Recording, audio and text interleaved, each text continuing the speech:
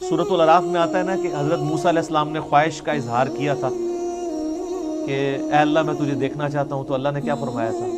تو مجھے نہیں دیکھ سکتا، تو پہاڑ کی طرف دیکھ، اگر یہ پہاڑ میری تجلی سے قائم رہا تو پھر تم بھی یہ ایزیوم کر سکتے ہو کہ مجھے بھی دیکھ سکو گے۔ پہاڑ پہ جب اللہ کی تجلی اللہ تعالیٰ نے ڈالی، جو سورۃ الاعراف میں آتا ہے، تو اس کی وجہ سے پہاڑ جو ہے وہ ریزہ ریزہ ہو گیا، اور سورۃ الاعراف میں آتا ہے کہ اس تجلی کے انڈائریکٹ مشاہدے کی وجہ سے موسیٰ علیہ السلام بھی بے ہوش ہو گئے۔ یہ علیحدہ بات ہے کہ آپ کے بزرگ کلیم کرتے ہیں کہ وہ اللہ کا دیدار کرتے ہیں، کیونکہ وہ تو کہانی ہے، یہ قرآن ہے، یہ ہے سچائی۔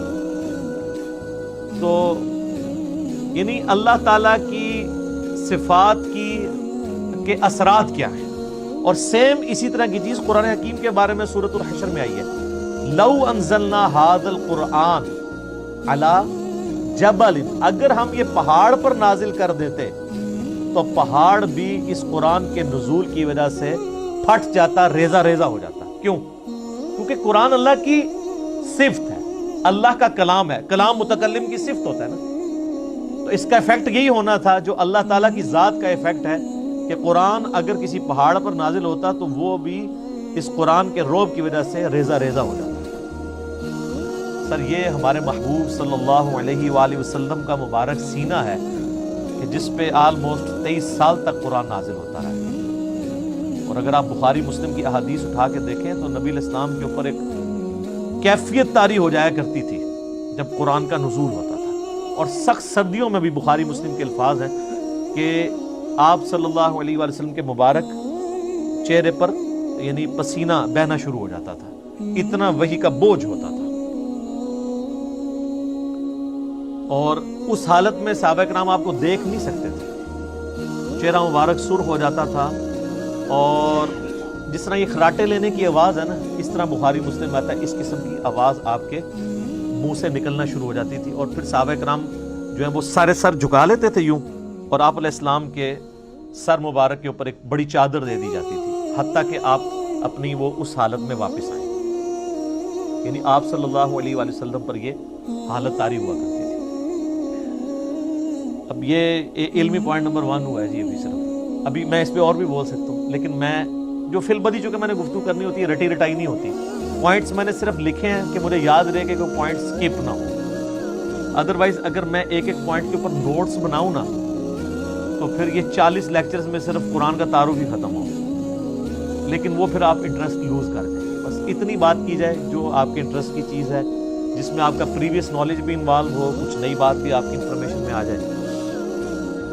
علمی پوائنٹ نمبر 2، ہم مسلمانوں کا یہ اجماعی عقیدہ ہے کہ قرآن حکیم اللہ تعالیٰ نے اپنے آخری پیغمبر سیدنا و مولانا امام اعظم محمد رسول اللہ صلی اللہ علیہ وآلہ وسلم پر نازل فرمایا ہے۔ یعنی یہ قرآن حکیم سلیبس کی فارم میں نبی علیہ السلام کے ہینڈ اوور نہیں کیا گیا، بلکہ آپ پر یہ نازل ہوا ہے، آپ کے سینہ مبارک کے اوپر، اور اس قرآن کی اتھینٹسٹی آپ صلی اللہ علیہ وآلہ وسلم کی مبارک زبان ہے، اسی لیے آپ کے کریکٹر کو منوایا گیا ہے۔ سورہ یونس کے سٹارٹ میں بھی آیت نمبر 15-16 میں آتا ہے نا کہ اے نبی علیہ السلام ان سے فرماؤ میں اتنا عرصہ تم میں رہا ہوں، کیا تم نے اس سے پہلے کوئی ایسی بات مجھ سے سنی ہے؟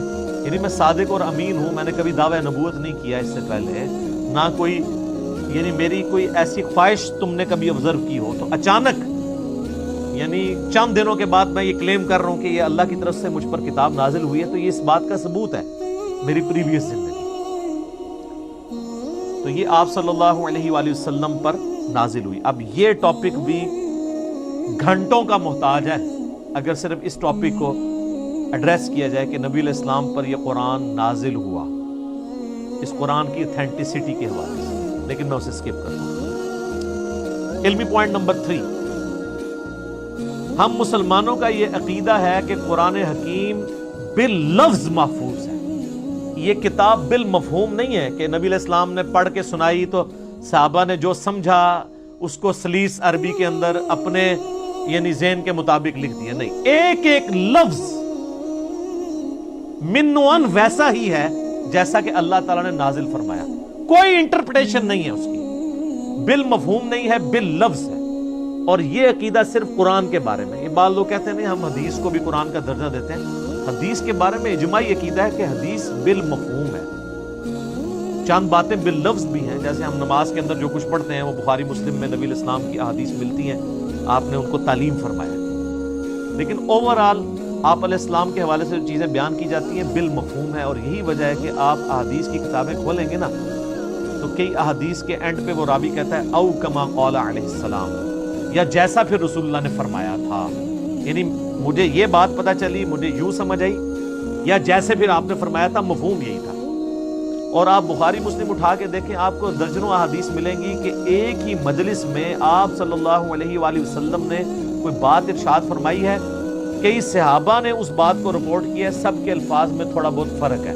اوورال مفہوم ٹھیک ہے، لیکن کسی سے کچھ سکپ ہو گیا، کسی سے کچھ. مثلا اب یہاں پہ تقریباً آلموسٹ 100 کے قریب لوگ بیٹھے ہوئے ہیں. میں یہاں پہ 55 منٹ کے اندر کتنی باتیں کروں گا؟ اب باہر نکل کے ان میں سے کتنے % لوگ ہیں جو منوان میری ایک ایک بات کو پروڈیوس کر سکتے ہیں؟ باہر جا کے نہیں کر سکتے. کچھ کو کچھ حصہ یاد ہوگا، کچھ کو کچھ. اس طریقے سے اوورال سب کو جمع کریں گے تو آلموسٹ آپ کامیاب ہو جائیں گے اس پوری مجلس کو. یہ ویڈیو ریکارڈ تو اس زمانے میں نہیں تھا، اس لیے تو ویڈیوز بنائی جاتی ہیں تاکہ کوئی چیز سکپ نہ ہو. اس وقت تو لوگ کریمنگ کے اوپر اعتبار کرتے تھے، نبی علیہ السلام سے سنتے تھے، یاد کرتے تھے، پریکٹس کرتے تھے، آگے باتیں پہنچاتے تھے. اور اس کا آپ کو بہترین نمونہ صحیح مسلم میں ملے گا. بخاری میں آپ کو ان چیزوں کا آئیڈیا نہیں ہوتا، کیونکہ بخاری میں احادیث